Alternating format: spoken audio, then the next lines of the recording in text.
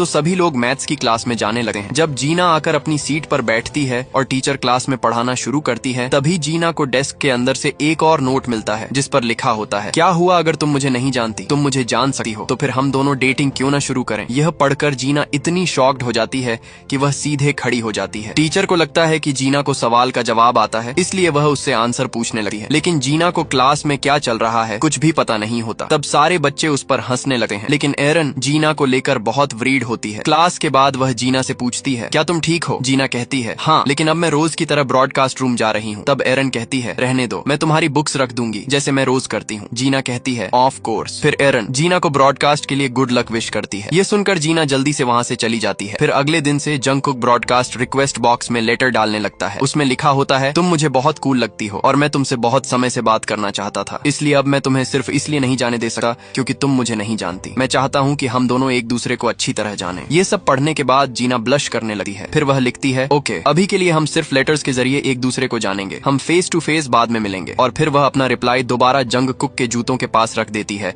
जिससे जंगकुक बहुत खुश हो जाता है। उसका बेस्ट फ्रेंड गोगो उससे पूछता है कि वह इतना स्माइल क्यों कर रहा है। फिर उसे टीज करते हुए कहता है, तुमने किसी को लाइक कर लिया है ना, मुझे भी बताओ, वह गर्ल कौन है। जंगकुक कुछ भी नहीं कहता और बस हल्का सा शर्माने लगा है। अब अगला सीन दिखाया जाता है जहाँ जीना ब्रॉडकास्ट रूम में होती है। जैसे ही वह बाहर निकलती है, उसकी टक्कर जंगकुक से हो जाती है, जो अपना रिप्लाई रिक्वेस्ट बॉक्स में रखने आया था। जंगकुक को सामने देकर जीना पूरी तरह शॉक्ड हो जाती है। जंगकुक तुरंत सॉरी बोलता है और पूछता है कि उसे चोट तो नहीं लगी, लेकिन जीना कुछ भी नहीं बोलती, बस हैरानी से जंगकुक को देखती रहती है। जंगकुक फिर से सॉरी कहता है और वहाँ से चला जाता है। इसके बाद जब जीना रिक्वेस्ट बॉक्स चेक करती है तो उसे एक डायरी मिलती है। उस डायरी में जंगकुक ने लिखा होता है कि आज से हम इसी डायरी के जरिए बात करेंगे। जब यह डायरी भर जाएगी तब मैं तुम्हें दोबारा प्रपोज करूंगा और तुम अपना फाइनल जवाब देना। मुझे उम्मीद है कि तुम मुझे रिजेक्ट नहीं करोगे। ये पढ़कर जीना पूरी तरह हैरान हो जाती है। वह सोचने लगती है कि कहीं ऐसा तो नहीं कि जंगकुक की क्रश वह नहीं, बल्कि उसकी बचपन की दोस्त एरन है। इसके बाद एक सीन दिखाया जाता है जहाँ एरन स्टेज पर स्पीच दे रही होती है, क्योंकि वह स्कूल की टॉपर और स्टूडेंट काउंसिल प्रेसिडेंट होती है। वहीं जंगकुक एरन को देखते हुए मुस्कुरा रहा होता है। ये बात जीना भी नोटिस कर लेती है और उदास हो जाती है। ब्रॉडकास्ट रूम में आकर जीना अपना फाइनल जवाब लिखने लगती है। वह लिखती है, सॉरी जंगकुक, यहाँ एक गलत फहमी हो गई है। मैं वह लड़की नहीं हूँ जिसे तुम पसंद करते हो, इसलिए मैं तुम्हें ये डायरी वापस कर रही हूँ। जब जीना डायरी जंगकुक के जूतों के पास रखने जाती है तो उसे वहाँ जंगकुक पहले से ही खड़ा दिखाई देता है। डर के मारे जीना फिसल कर गिर जाती है। जंगकुक तुरंत पूछता है